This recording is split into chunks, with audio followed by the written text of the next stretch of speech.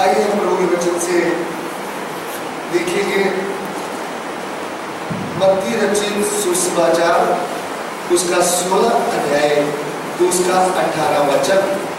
और मैं भी तुझसे कहता हूँ कि तू पतरस है और मैं इस पत्थर पर अपनी कलीसिया बनाऊंगा और अधोलोक के फाटक उस पर प्रबल ना होंगे।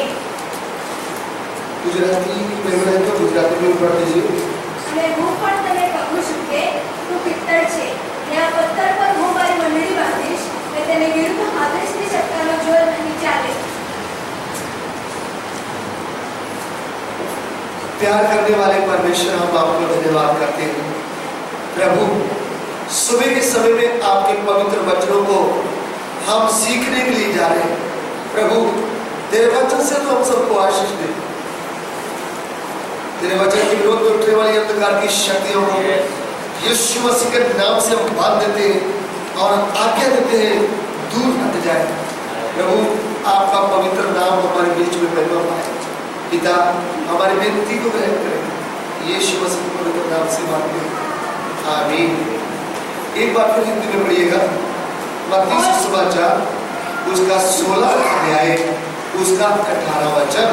और मैं भी तुझसे कहता हूँ कि तू पतरस है और मैं इस पत्थर पर अपनी कलीसिया बनाऊंगा और अधोलोक के फाटक उस पर प्रबल ना होंगे। प्रभु के वचन से जब हम पहली बार आप लोगों के बीच में आए थे तो मैंने आपको बताया था कि पवित्र बाइबल के बारे में। पवित्र बाइबल ये क्या है? ये परमेश्वर का वचन है और ये ईसाई धर्म का बुक नहीं है या ईसाई धर्म का ग्रंथ नहीं है।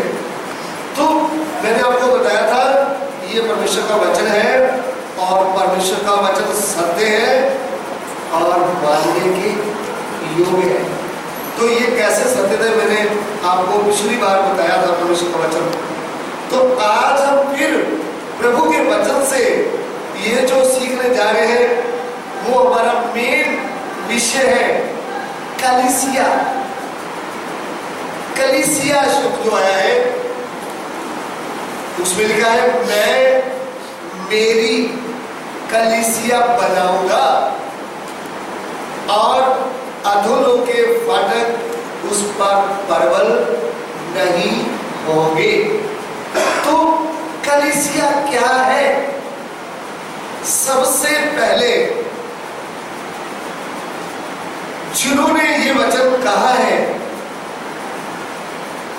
वो कौन है? प्रभु यीशु ऐसा कहते हैं मैं मेरी कलीसिया बनाऊंगा। तो कलीसिया के विषय में सीखते समय प्रभु यीशु कौन है? प्रभु यीशु कहता है मैं मेरी कलीसिया बनाऊंगा। प्रभु के बारे में देखते समय प्रभु का मतलब है मालिक, बनाने वाला, और यीशु के नाम का मतलब है उद्धारकर्ता, उद्धार करने वाला। तो प्रभु यीशु जो सर्वशक्तिमान परमेश्वर है वो कहता है मैं मेरी कलीसिया बनाऊंगा। कलीसिया जो ये शब्द आया है इसको यूनानी भाषा में इक्लेसिया इधर हमने लिखा रख दिया है जिसका मतलब है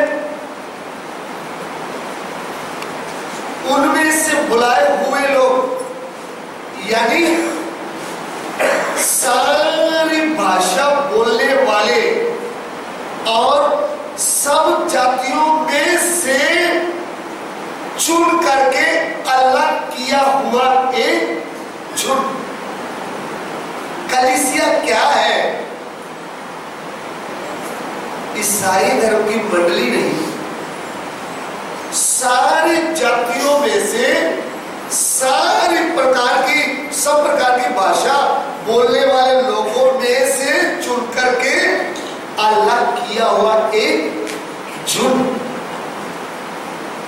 सो प्रभु इस पृथ्वी में ये योजना बनाया कि सब जातियों में से,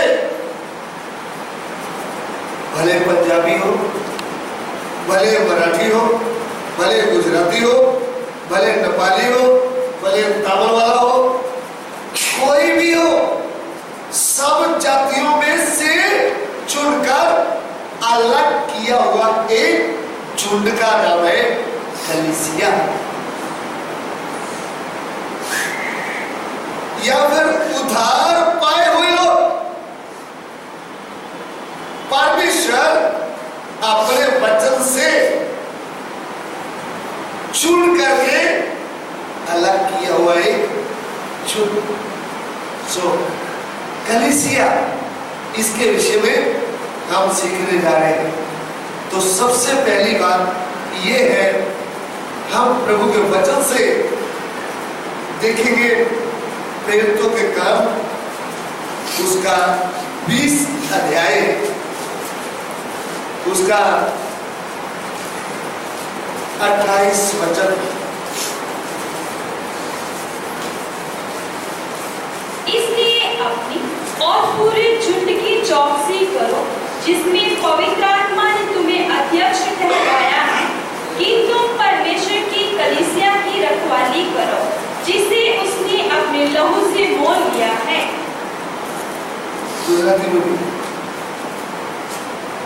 તમે પોતાના સંબંધી તથા જે ટોળાઓ પર પવિત્ર આત્માએ તમને અધ્યક્ષો નિમ્યા છે તે સર્વ સંબંધી સાવધાન રહો, જેથી દેવની જે મંડળી છે તેણે પોતાના લોહીથી ખરીદી તેનું તમે પાલન કરો। हिंदी में एक बार तो पढ़िए। इसलिए अपने और पूरे झुंड की चौकसी करो, जिसमें पवित्र आत्मा ने तुम्हें अध्यक्ष ठहराया है, कि तुम परमेश्वर की कलीसिया की रखवाली करो, जिसे अपने अपने अपने लहू से उसने अपने लहू से मोल लिया है। इधर में ध्यान देकर सुनेगा। परमेश्वर की कलीसिया, कलीसिया किसी एक संस्था की नहीं है, कलीसिया किसी मनुष्य का संपत्ति नहीं है। कलीसिया क्या है? परमेश्वर के खून से मोल लेकर, दाम देकर लिए हुए लोग।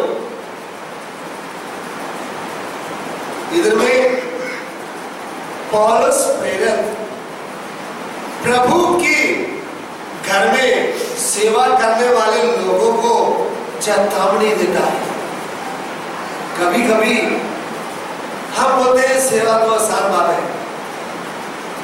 सेवा आसान बात नहीं है। सेवा बहुत भयंकर बात है।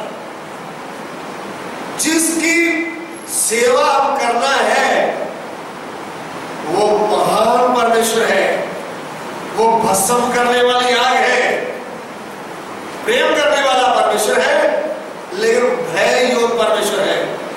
उसके सामने आते समय पवित्रताई के द्वारा उसका भय मानते हुए ही हम उसकी सेवा कर सकते हैं।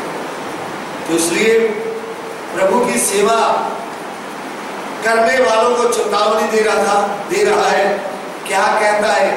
एक बार फिर हम प्रेरितों के काम 20 अध्याय उसका 28 वचन ध्यान से सीखिए। इसलिए अपनी और पूरे झुंड की चौकसी करो, जिसमें पवित्र आत्मा ने तुम्हें अध्यक्ष ठहराया है, कि तुम परमेश्वर की कलीसिया की रखवाली करो, जिसे उसने अपने लहू से मोल लिया है। अपने लहू से मोल लिया है परमेश्वर की कलीसिया।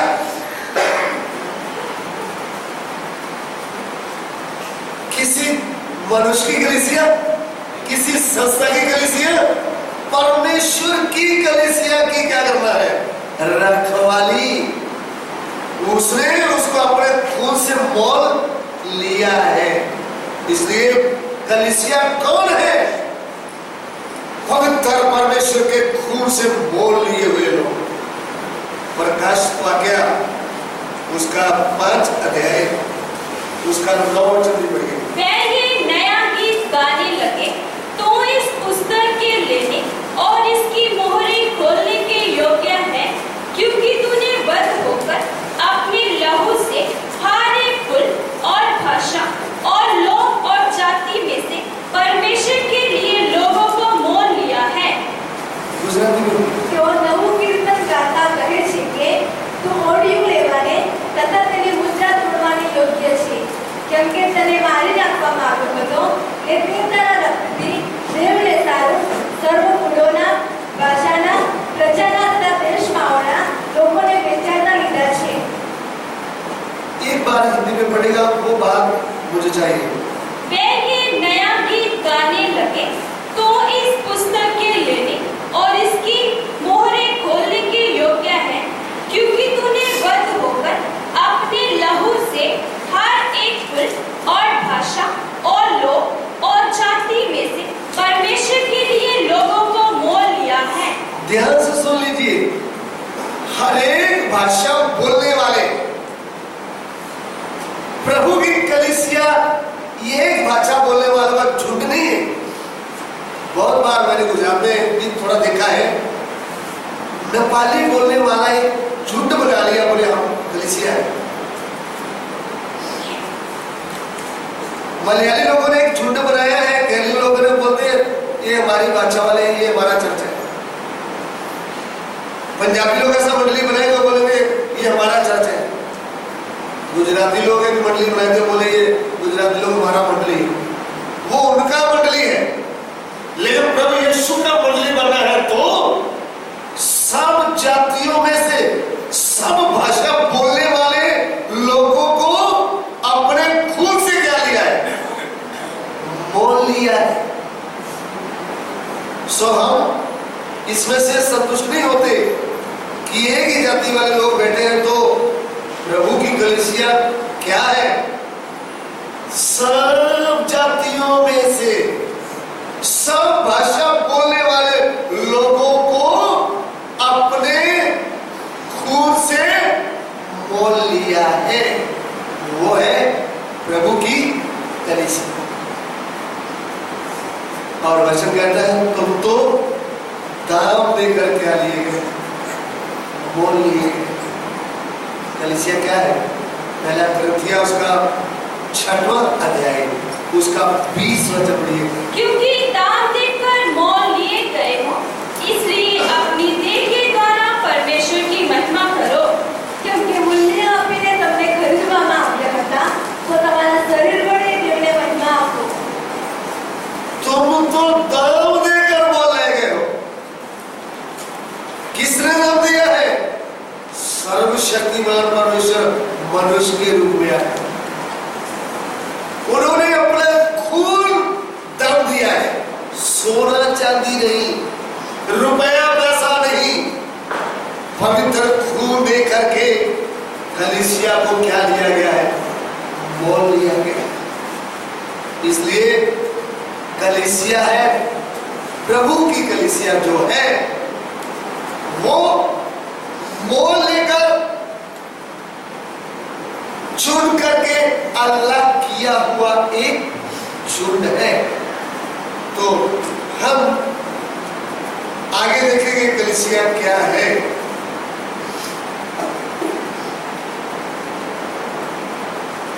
पहला पतरस उसका 1 अध्याय उसका 23 वचन। क्योंकि तुमने नाशवान नहीं पर अविनाशी बीज से परमेश्वर के जीवते और सदा ठहरने वाले वचन के द्वारा नया जन्म पाया है। કેમ કે વિનાશથી બીજથી નહીં પણ અવિનાશથી દેવના જીવંત તથા સદાકાળ રહેનાર વચન વડે તમને પુનર્જન્મ આપવામાં આવ્યો છે।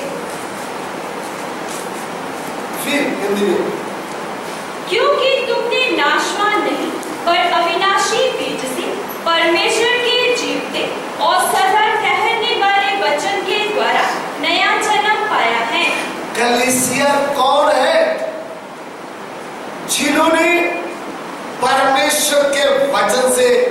नया जन्म पाया है।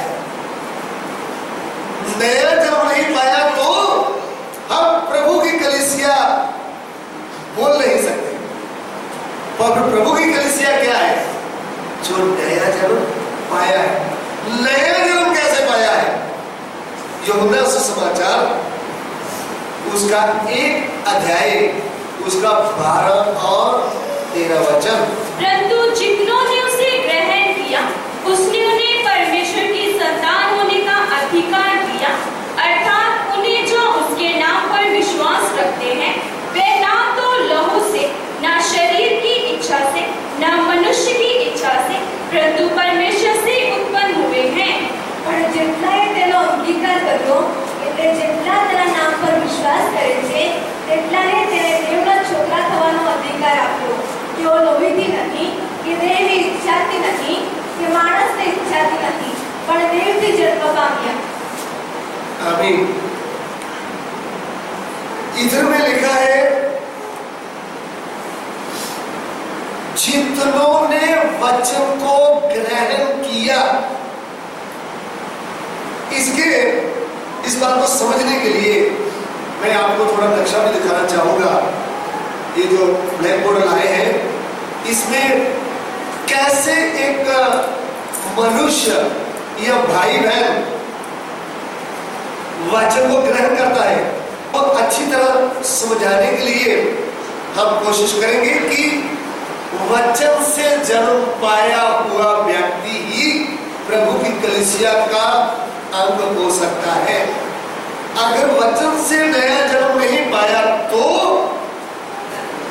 आप प्रभु की कलीसिया में प्रवेश नहीं कर पाए। और आप प्रार्थना भवन में आते हैं, किस काम के लिए आते हैं वो आपको खुद समझ में आ जाएगा। हम समस्या के लिए आए या फिर प्रभु से नौकरी पाने के लिए आए या फिर दुष्ट आत्मा हमको तंग करता था, रात को सोने नहीं देता, उसको निकालने के लिए आए, या फिर आपको को दुकान नहीं चल रहा था, प्रभु के घर में आएंगे तो हमारा बिजनेस अच्छा चलेगा, हमारे लड़के को कोई काम इधर नहीं मिल रहा तो उनको विदेश भेजने के लिए प्रभु के दास प्रार्थना करें। हमने सुना प्रार्थना करते हो तो काम सीधे हो जाते हैं। आप किसके लिए आए वो आपको खुद क्या आ जाएगा, समझ में आ जाएगा कलीसिया क्या है और प्रभु के पीछे आने वाली भीड़ क्या है। उसके लिए हम जो प्रभु ने प्रार्थना करते हुए वचन दिया आपके बीच में हम बांटना चाहते हैं। प्रभु इस वचन के द्वारा आपको आशीष देना है और वचन से आपको ज्ञान भी आना है कि सत्य। तो अभी आप इसको देखेंगे जो आपने ये बनाकर के नक्शा आपको दिखाया है, ये एक मनुष्य है, ये एक मनुष्य है। ये मनुष्य जो है ये पापी व्यक्ति है। इसको समझने के लिए ये परमेश्वर को जानता नहीं। इस दुनिया में कितने लोग हैं जो सर्वशक्तिमान परमेश्वर को नहीं जानते, क्योंकि हम अलग अलग धर्म में जाति में बांटे होने के कारण आपको सर्वशक्तिमान परमेश्वर कौन है उसके बारे में ज्यादा ज्ञान नहीं होता। तो मनुष्य जो है सबसे पहले वो पाप का गुलाम है। तो मनुष्य पाप का गुलाम है तो शैतान के प्रभाव में है।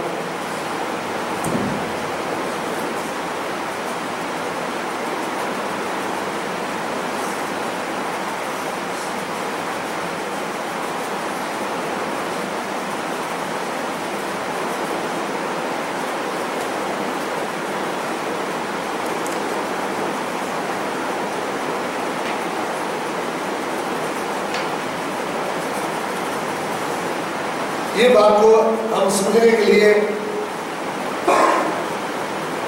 यूहन्ना की पत्री उसका 3 अध्याय उसका 8 वचन में पढ़े। ये बात को समझने के लिए पहला यूहन्ना की पत्री उसका 3 अध्याय उसका 8 वचन। जो कोई पाप करता है वह शैतान की ओर से है, क्योंकि शैतान आरंभ ही से पाप करता आया है। परमेश्वर का पुत्र इसलिए प्रकट हुआ कि शैतान के कामों का नाश करे। જે પાપ કરે છે તે શૈતાનનો છે, કેમ કે શૈતાન આરંભથી પાપ કરે છે। શૈતાનના કામનો નાશ કરવા માટે દેવનો પુત્ર પ્રગટ થયો। अभी ध्यान दीजिए, ये भाई है जो ये किसी की धर्म का एक भाई, इसको मान लीजिए भले हिंदू है, मुस्लिम है, सिख है या फिर क्रिश्चियन है। हमारे 4 धर्म के बारे में हिंदू, मुस्लिम, सिख, ईसाई। तो आप बोलेंगे ईसाई है तो भी, क्योंकि आप वचन को समझते समय में ईसाई बोलने से उद्धार नहीं हुआ तो भी वो क्या नहीं बना, प्रभु की कलीसिया नहीं बना। उस बात में भी गहराई है, समय होगा तो आप प्रश्न पूछेंगे तो फिर मैं आपको जवाब दूंगा कि उद्धार नहीं हुआ तो हम उसको क्या नहीं बोल सकते, यीशु की कलीसिया नहीं बोल सकते। तो कोई भी हो, सब किसके प्रभाव में है, शैतान के वश में है, पाप की तरफ से आया है। जो कोई पाप करता है वो किसकी ओर से है, शैतान की ओर से। तो शैतान के प्रभाव में मनुष्य है, तो मनुष्य के भीतर क्या आया, पाप आया। पिछली बार मैंने आपको शायद बताया होगा पाप कैसे आया। सांप के अंदर घुसकर जब शैतान आया था तो उन्होंने स्त्री से, आदम के साथ जो हवा को बनाया, जो पहली स्त्री थी, उन्होंने शैतान की बात सुना और सुनकर के उसको ग्रहण किया था। झूठ को ग्रहण करते हुए ही शैतान का बीज उनके भीतर आया था। फिर उन्होंने परमेश्वर के विरोध पाप कर दिया, परमेश्वर के वचन को क्या कर दिया था, तोड़ दिया। फिर एक बार सुनिए, परमेश्वर ने जब पहले मनुष्य को बनाया था अपने स्वरूप में, अपनी समानता में बनाया था। आप पढ़ लीजिएगा। इसके साथ एक और वचन पढ़े जो मैंने पहले यूहन्ना की पत्री उसका 3 का 8 आपसे बताया है, उसके साथ दूसरा ग्रंथी 4 का 4 भी पढ़ लीजिए।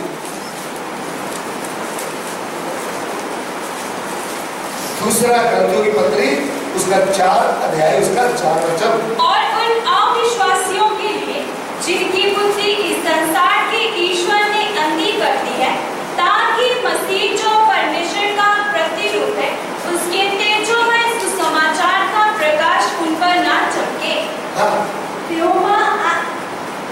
તેઓમાં આ જગતના દેવે અવિશ્વાસીઓના મન આંધળા કર્યા છે। એ સારું કે ખ્રિસ્ત જે દેવની પ્રતિમા છે તેના મહિમાની સુવાર્તાના પ્રકાશનો ઉદય તેઓ પર ન થાય।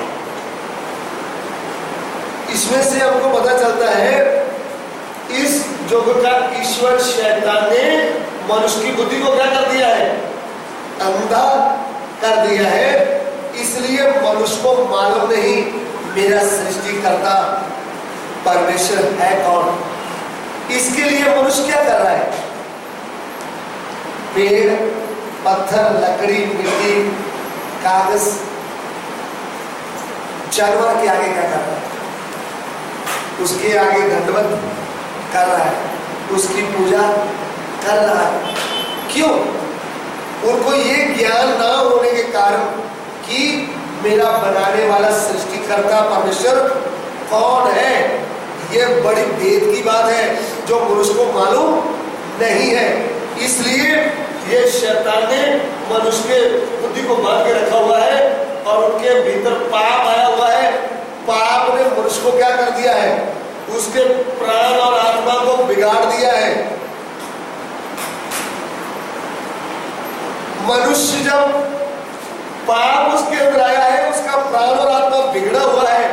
उसको आप बोले ऐसे करो ऐसे करो, बोलने से काम चलने वाला नहीं। उसके भीतर से पाप को निकालना है, शैतान के प्रभाव से उनको छुड़ाना है, तभी उसकी बुद्धि क्या हो जाएगी, भूल जाएगी, नहीं तो उसकी बुद्धि ऐसे रहेगी, वो आता रहेगा तो भी उनका उद्धार कभी होगा नहीं। इसके लिए इस बात को आप समझना, सभी संसार किसके वश में है? शैतान के वश में। यूहन्ना की पहली पत्री उसका 5 अध्याय उसका 19 वचन पढ़कर देखिए। हम जानते हैं कि हम परमेश्वर से हैं और सारा संसार उस दुष्ट के वश में पड़ा है। इधर में भी लिखा है हम जानते हैं कि हम परमेश्वर से हैं, एक ग्रुप। दूसरा क्या है? सारा संसार उस दुष्ट के वश में पड़ा है। तो आज मनुष्य किसके वश में है? दुष्ट बोलने से शैतान के वश में है। इसलिए मनुष्य क्या करता है? झूठ बोलता है। इसलिए मनुष्य गाली बकता है। इसलिए मनुष्य चोरी करता है। इसलिए मनुष्य नशा कर रहा है। इसलिए मनुष्य व्यभिचार कर रहा है। इसलिए पत्थर लकड़ मिट्टी की पूजा, क्योंकि मनुष्य किसके वश में है? शैतान के वश में है। और शैतान ने उनको अपना गुलाम बना के रखा है, पाप ने अपना गुलाम बना के रखा है, और पाप के कारण मृत्यु दंड उसके ऊपर लगा हुआ है। ऐसे मनुष्य जब इस परिस्थिति में है, ये किधर भी जाए, कितना भी भक्ति करे, तो भी इनको क्या नहीं मिला? पाप से छुटकारा मिलेगा ही नहीं, और शैतान से छुटकारा मिलेगा ही नहीं। ये बात आप समझो। जब शैतान के वश में है, ये भाई साहब किसके वश में है? प्रार्थना भवन में आएगा तो अगर बोले देखो मुझे शरीर में तकलीफ है, इसको अच्छी तरह आप समझना। इधर में ये शरीर है और प्राण है, ये आत्मा है, ये तीनों मिला के एक मनुष्य है। अभी भूत का प्रॉब्लम किधर है? ये शरीर में तकलीफ है भूत की। भूत समझते आप? दुष्ट आत्मा। और बीमारी किधर है? वो भी शरीर में है।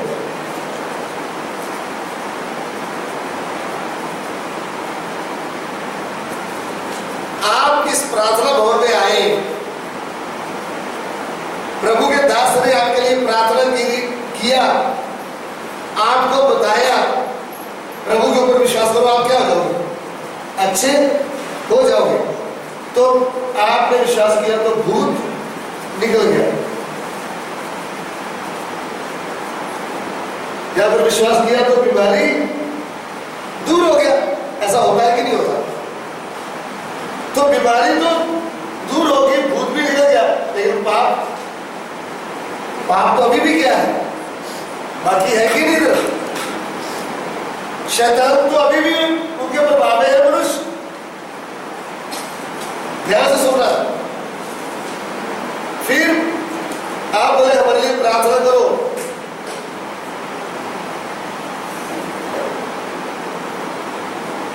प्रार्थना कर दिया तो आपका दुकान अच्छी तरह चल रहा है। आप इधर खड़े होकर के शाबाशी देंगे, प्रभु का धन्यवाद हो, जब से मैं इस भवन में आया मेरा दुकान क्या हो गया, अच्छा भीड़ लग रहा, बहुत पैसा बढ़ रहा है, धन्यवाद हो सकता है मिठाई भी लेकर आएंगे, मावे के पेड़े या लड्डू वगैरह कुछ भी लेकर आएंगे, लड्डू है तो आप भी खुश होंगे, लोग भी खुश हो जाएंगे, भैया देखो अच्छा हो गया। लेकिन फिर भी ये तो आपका काम चल गया, लेकिन फिर भी आपका क्या नहीं हुआ? उद्धार तो हुआ ही नहीं। अच्छी तरह आप समझ रहे।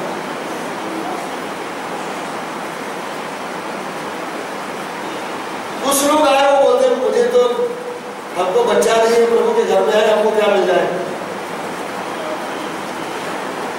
बेटा मिल जाए। इनको क्या मिल गया? प्रार्थना किया प्रभु के नाम में, उनको बेटा भी, लेकिन फिर भी क्या नहीं हुआ? उद्धार, पाप से उद्धार हुआ ही नहीं। ये बात सुनकर आप हैरान हो जाएंगे। हैरान होने की जरूरत नहीं, वचन आपके सामने है, वचन से हम आपको क्या कर देंगे?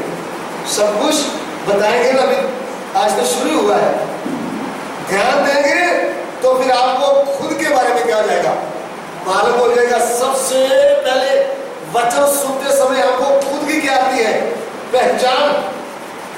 खुद की पहचान आई तो फिर प्रभु की पहचान आती है। प्रभु की पहचान आती तो हम घुटने टेक करके सबसे पहले अपने पाप को मानते हैं, पश्चाताप करते हैं, फिर बोलते हैं मुझे प्रभु यीशु चाहिए।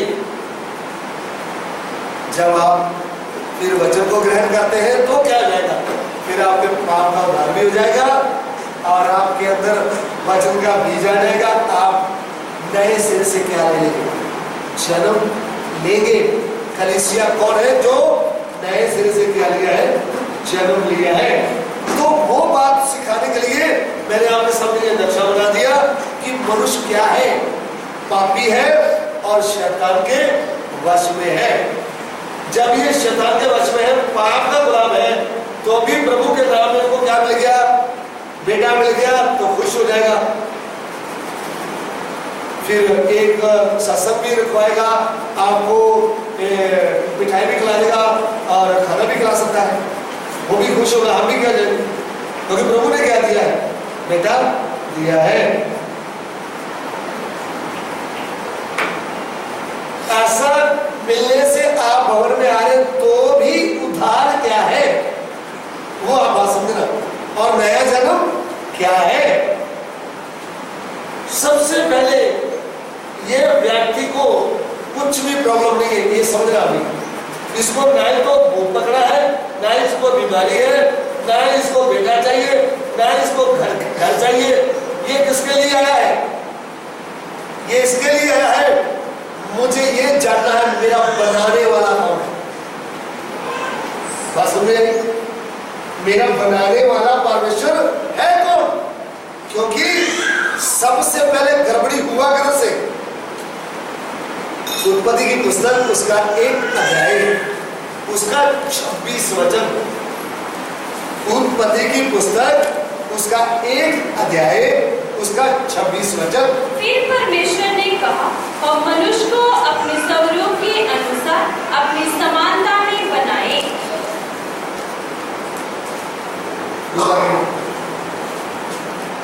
અને દેવે કહ્યું કે આપણે પોતાના સ્વરૂપ તથા પ્રતિમા પ્રમાણે માણસને બનાવીએ।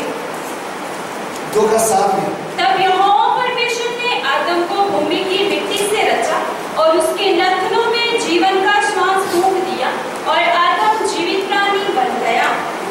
અને યહોવા દેવે ભૂમિની માટીનું માણસ બનાવ્યું ને તેના નસકોરામાં જીવનનો શ્વાસ ફૂંક્યો અને માણસ સજીવ પ્રાણી થયું। ध्यान देगा, सुनिएगा। सबसे पहले मनुष्य को परमेश्वर ने बनाया, इस बात को भी समझने का है।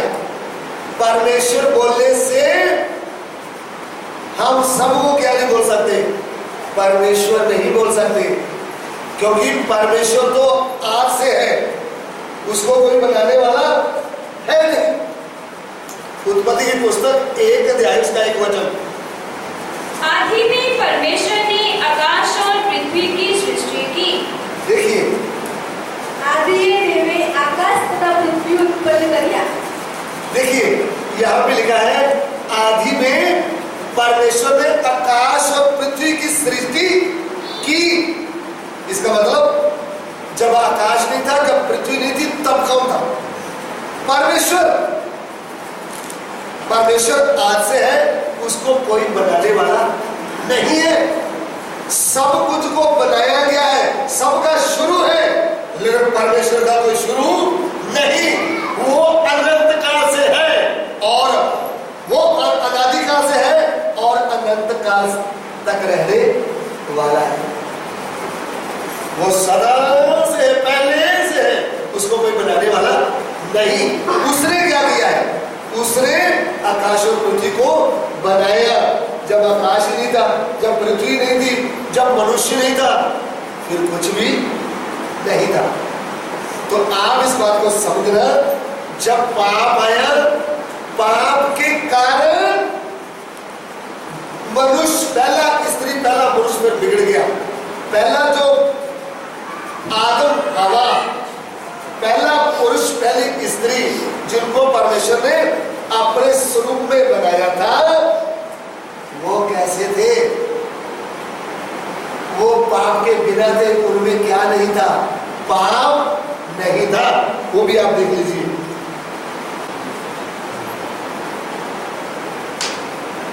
अभी इसको आप देखें, ये पहला मनुष्य है आदम। इसमें और पहले में फर्क है, अंतर है ना इसमें। पहले वाला क्या था?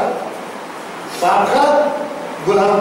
ये क्या नहीं, इसमें पाप है नहीं। इसको कौन चला रहा है? परमेश्वर। ये परमेश्वर है, ये इसको क्या कर रहा है? इसको परमेश्वर ने अपने स्वरूप और अपनी समानता में बनाया। ये अपने बनाने वाले से सीधा बात करता है, इसको बीचवाई की जरूरत नहीं। ये आनंद से भरा हुआ है, इसको कोई खाने की पीने की चिंता है नहीं। ये कैसा है? बुद्धि और ज्ञान से भरा हुआ है, परमेश्वर का साथ साथ चलता है। ये नहीं चलता। इसके साथ कौन चलती थी? पहली स्त्री भी। दोनों ही, आदम और हवा, पहला पुरुष पहली स्त्री, परमेश्वर अपने स्वरूप में अपनी समानता में बनाने का मतलब क्या था? उसके जैसे इनकी देखनी कैसी थी? परमेश्वर की तरह। आप सोचो, ऐसा क्या नक्शा बनाने की जरूरत है? हम आपको कैसे भी अच्छी तरह किया जाए, प्रभु का वचन सीखने का मौका मिले और आपको समझ में आए, इसलिए ऐसा कर रहे हैं। नहीं तो हम एक ड्यूटी करके उधर खड़े होकर वचन प्रचार बोल करके जा सकते हैं। हम क्या चाहते हैं? आपको प्रभु का वचन अच्छी तरह क्या है समझ में आए कि पहले मनुष्य में और अभी के मनुष्य में अंतर क्या है।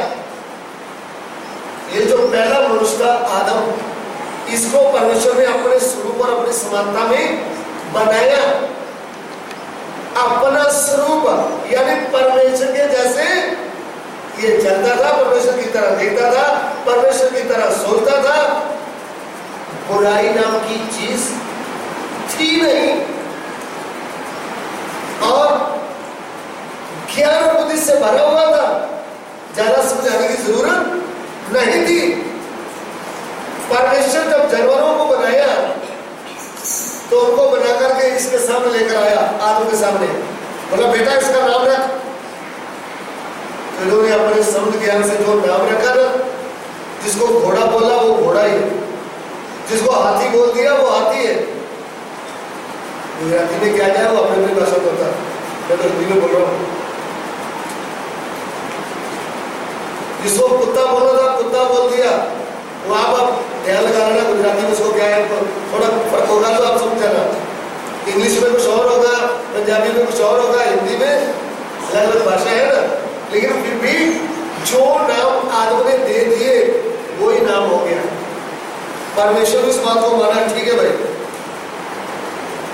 अच्छा काम करते तो हम बोलते ना ये बेटा बहुत समझदार है। तो परमेश्वर भी बेटे को क्या बोल रहा है? उनका बेटा है ना सबसे पहले, जिनको बोल दिया ठीक है। उसके लिए वचन है, उत्पत्ति 2:19 आप पढ़ोगे तो आपको पता चलेगा। और यहोवा परमेश्वर भूमि में से सब जाति के बनेले पशुओं और आकाश के सब भांति के पक्षियों को रचकर आदम के पास ले आया कि देखे कि वह उनका क्या क्या नाम रखता है। और जिस जिस जीवित प्राणी का जो जो नाम आदम ने रखा वही उसका नाम हो गया। देखो रचा किसने है? जानवरों को, पक्षियों को रचा किसने? सर्वशक्तिमान प्रभु ने। लेकिन नाम कौन रख रहा है? आदम। आदम ने जो नाम रख दिया वो ही हो गया। आप सोच लो कितना समझदार है, कितना बुद्धिमान है। इसको प्रभु ने नींद भाई दे दिया, ये सो गया था, इसकी एक हड्डी निकाली, उसका स्त्री बना दिया।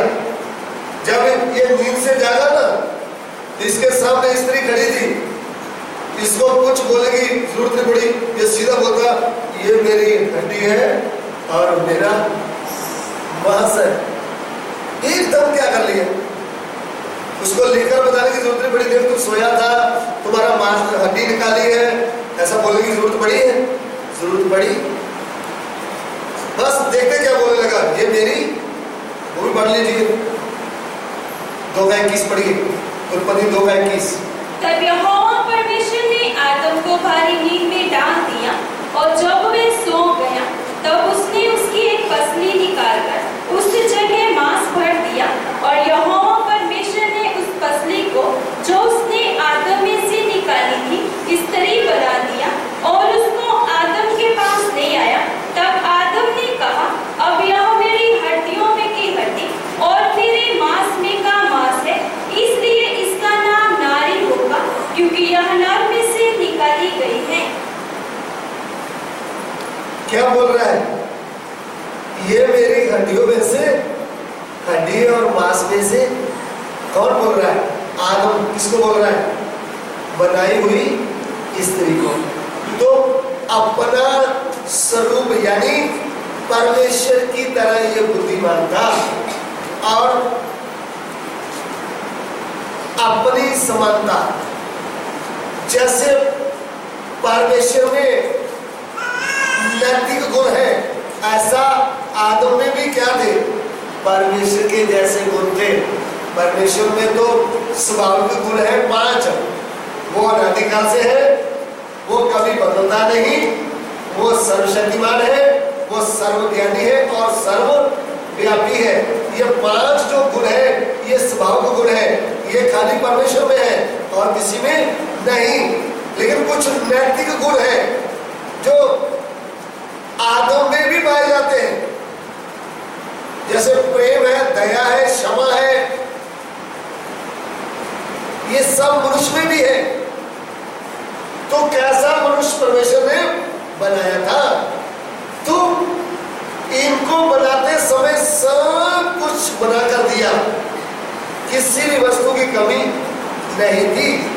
फिर इनको पृथ्वी के ऊपर अधिकार दे दिया और क्या कहा?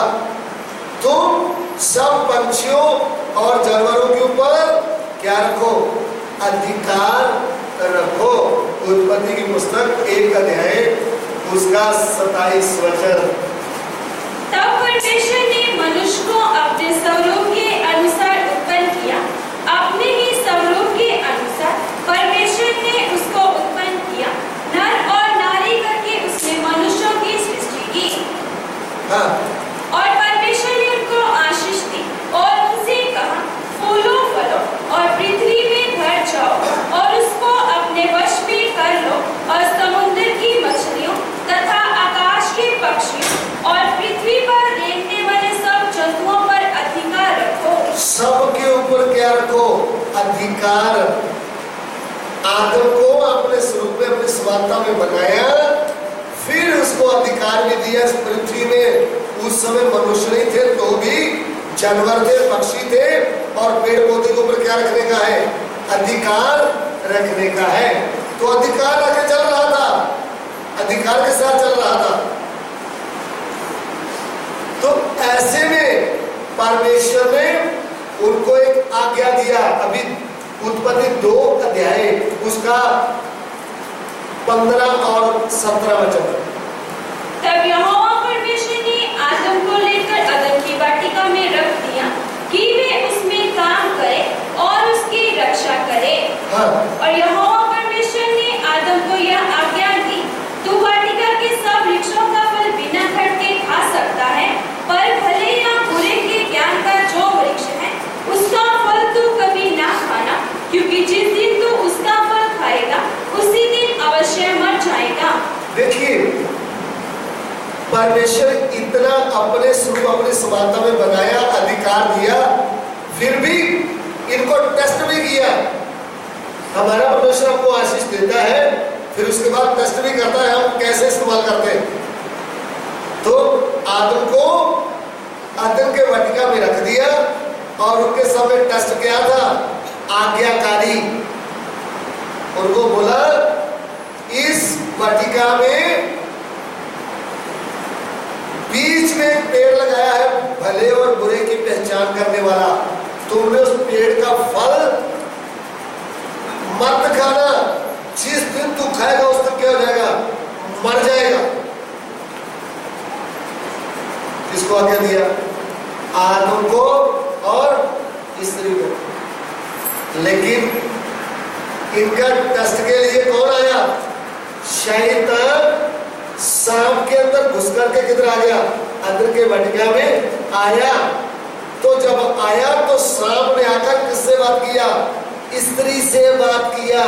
अभी उत्पत्ति 3 अध्याय उसका 1-2 वचन पढ़िएगा। यहोवा परमेश्वर ने जितने पहले पशु बनाए थे उन सब में सर्प धूर्त था। उसने स्त्री से कहा, क्या सच है कि परमेश्वर ने कहा है तुम इस वाटिका के किसी वृक्ष का फल ना खाना? स्त्री ने सबसे कहा, इस वाटिका के वृक्षों के फल हम खा सकते हैं, पर जो वृक्ष वाटिका के बीच में है उसके फल के विषय में परमेश्वर ने कहा है कि ना तो तुम उसको खाना और ना उसको छूना, नहीं तो मर जाओगे। तब सबने स्त्री से कहा, तुम निश्चय ना मरोगे, और परमेश्वर आप जानता है कि जिस दिन तुम उसका फल खाओगे उसी दिन तुम्हारी आंखें खुल जाएगी और तुम भले बुरे का ज्ञान पाकर परमेश्वर के तुल्य हो जाओगे। ગુજરાતી में पढ़िएगा। 3 का 1-2। હવે યહોવાના તેમના બનાવેલા ખેતરના સર્પ જાગરો કરતા સર્પદ્રુત હતો, અને તેણે સ્ત્રીને કહ્યું કે શું દેવે તમને ખરેખર એવું કહ્યું છે કે વાડીના હરેક વૃક્ષનું ફળ તમારે ન ખાવું?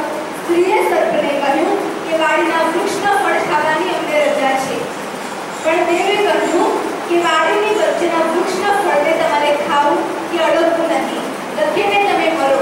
અને સર્પ સ્ત્રીને કહ્યું કે તમે નહીં જ મરશો, કેમ કે દેવ જાણે છે કે તમે ખાશો તે જ દિવસે તમારી આંખો ઉઘડી જશે અને તમે તેમના જેવા ભલું મોટું જાણનારા થશો. ध्यान देकर ये बात को समझना है।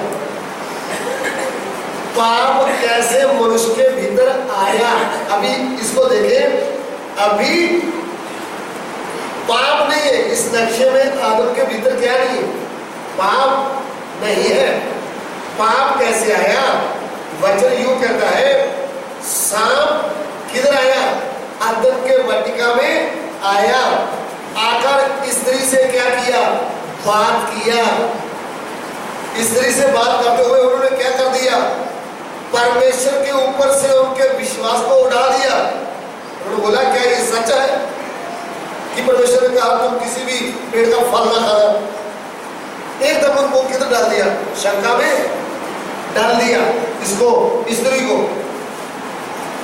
को थोड़ी बात घुमाकर बोलेंगे तो एकदम चक्कर में पड़ जाती। ऐसे ऐसे तो ये क्या कर रहा है? इसने भी क्या किया? उस ऐसे बात किया। क्या ये सच है? परमेश्वर तो भैया कभी झूठ बोलता ही नहीं। वो तो सच्चे है, वो तो कभी झूठ बोल ही, वचन कहता है सर्वशक्तिमान कभी झूठ बोल ही नहीं सकता। तो ये क्या बोल रहा है? क्या ये सत्य है? इसमें स्त्री क्या हो? थोड़ा शंका में पड़ गई। और फिर क्या हुआ? स्त्री कहने लगी, परमेश्वर ने हमें कहा है पेड़ के फल तो हम खाते हैं, लेकिन ये कहा है बीच वाले पेड़ का तुम फल ना खाना, तुम खाओगे तो अवश्य तुम खाओगे तो मर जाओगे अगर हाथ भी लगाओगे। तो ये शैतान क्या बोला जो सांप के अंदर घुसा हुआ था? इसने बोला तुम कभी मरोगे नहीं। परमेश्वर जानता है जिस दिन तुम वो फल खाओगे तुम्हारी आंखें खुल जाएगी, तुम भले और बुरे की पहचान करने वाले परमेश्वर के तुल्य हो जाओगे। तो इसने झूठ किसके साथ बोला? स्त्री के साथ। तो स्त्री ने झूठी बात को क्या कर लिया? ग्रहण कर लिया। जब झूठी बात को ग्रहण किया तो तब इसके अंदर इच्छा इतनी बढ़ गई, इसने आदम का भी इंतजार नहीं किया। जाकर क्या किया? जिस परमेश्वर से पेड़ से परमेश्वर ने मना किया था तुमने ये फल नहीं खाना, खाओगे तो मर जाओगे, इसने पहले ही जाकर क्या कर दिया? उस पेड़ का फल तोड़ करके, अरे पति का भी इंतजार किया नहीं, शैतान की बात सुनकर इतनी इसके अंदर इच्छा बढ़ गई, इसने किया क्या? अभी उत्पत्ति 3 का 6 वचन पढ़े। और जब स्त्री ने देखा कि उस वृक्ष का फल खाने के लिए अच्छा और देखने में मनभाव और बुद्धि देने के लिए चाहने योग्य भी है, तब उसने उसमें से तोड़कर खाया और अपने पति को भी दिया और उसने भी खाया। देखिए, फल खाया, जब फल खाया तो इन्होंने निर्णय ले लिया अभी हमको परमेश्वर की जरूरत नहीं, हम खुद क्या कर सकते, चल सकते। कोई भी हम कानून तोड़ते हैं तो क्या सोच के तोड़ते हैं? देखी जाएगी जो होगा। आप लाल बत्ती पार करना है ना, गाड़ी लेकर जा रहे हैं तो आप क्या करेंगे? देखी जाएगी जो होगा। कोई भी गलत काम करते समय हम क्या करते हैं? अपनी मर्जी। तो इधर में आदम और हवा ने क्या किया? शैतान ने तो उनको बोला, लेकिन उन्होंने अपनी मर्जी भी किया। हमको किसके समान बनना है?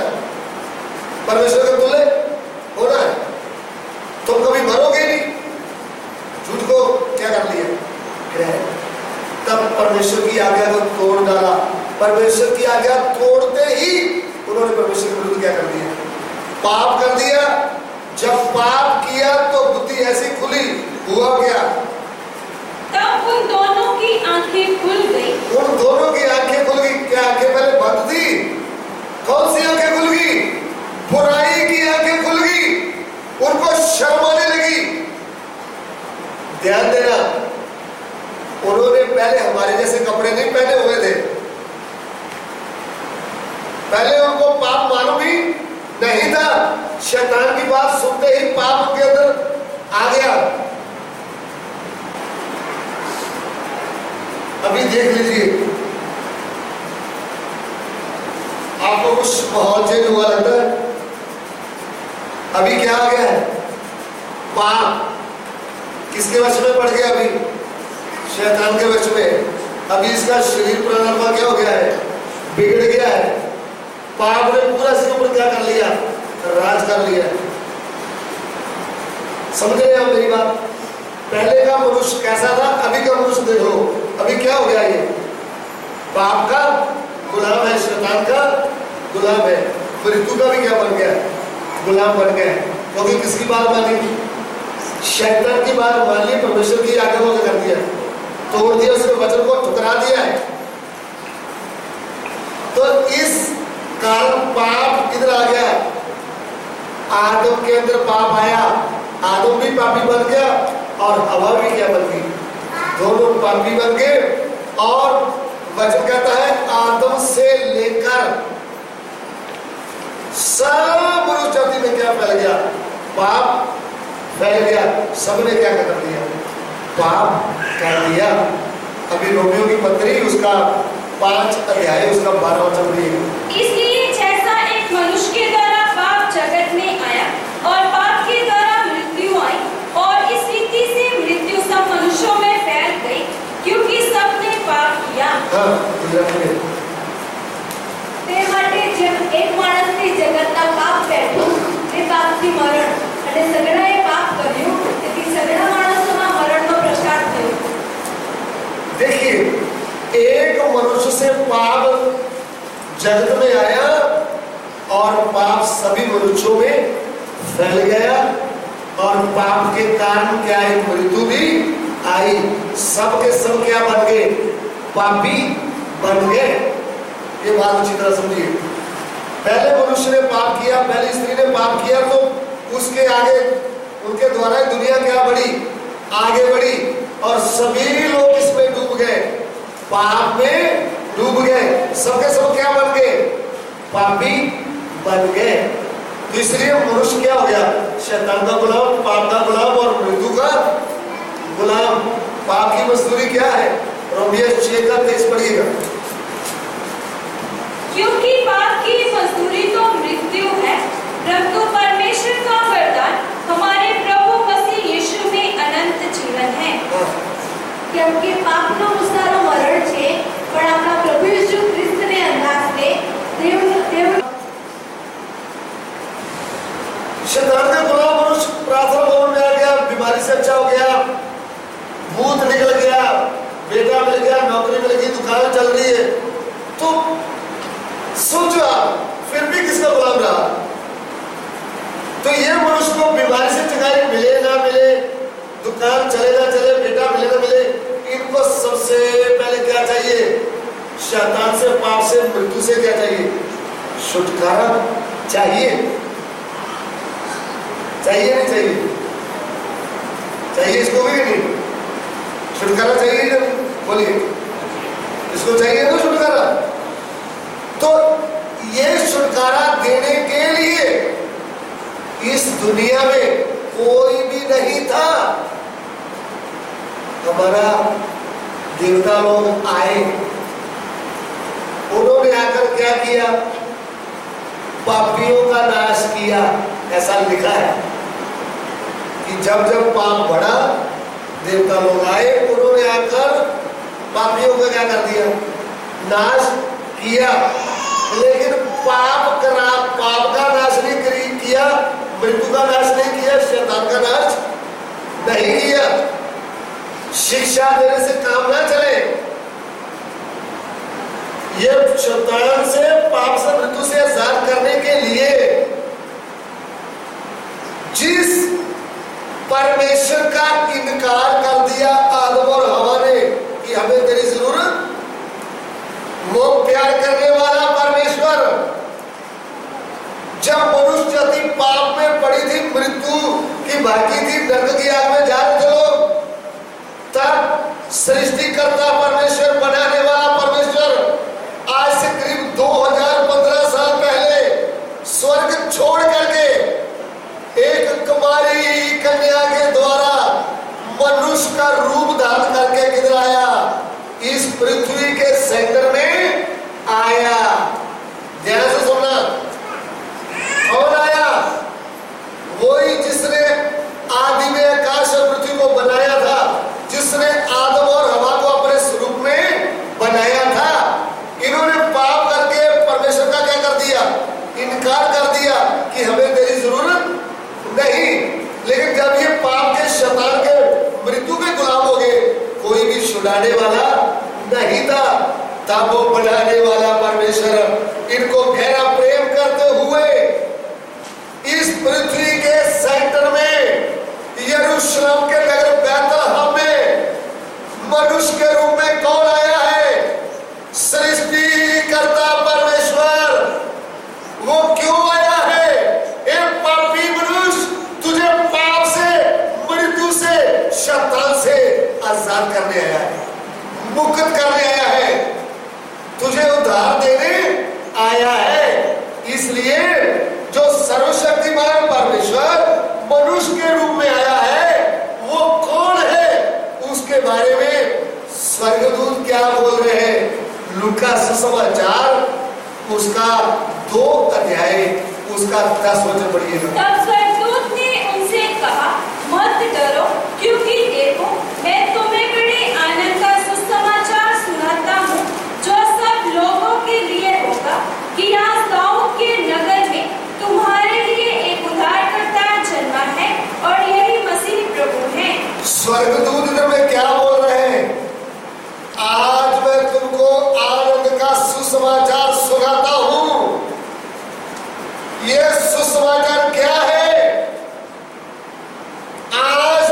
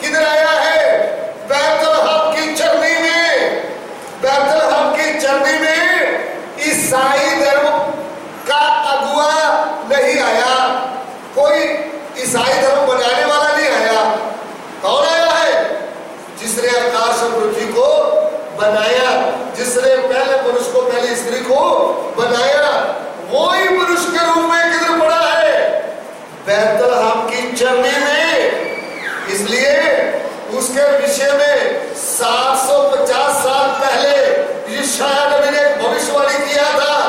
वो भविष्यवाणी क्या थी? 32 यशायाह नबी की पुस्तक उसका 7 अध्याय उसका 14 वचन। इस कारण प्रभु आप ही तुमको एक चिन्ह देगा, सुनो एक वाणी गर्भवती होगी और पुत्र जनेगी और उसका नाम इमैनुएल रखेगी। देखिए इधर में 750 साल पहले नबी एक भविष्यवाणी किया है। वो क्या कहता है?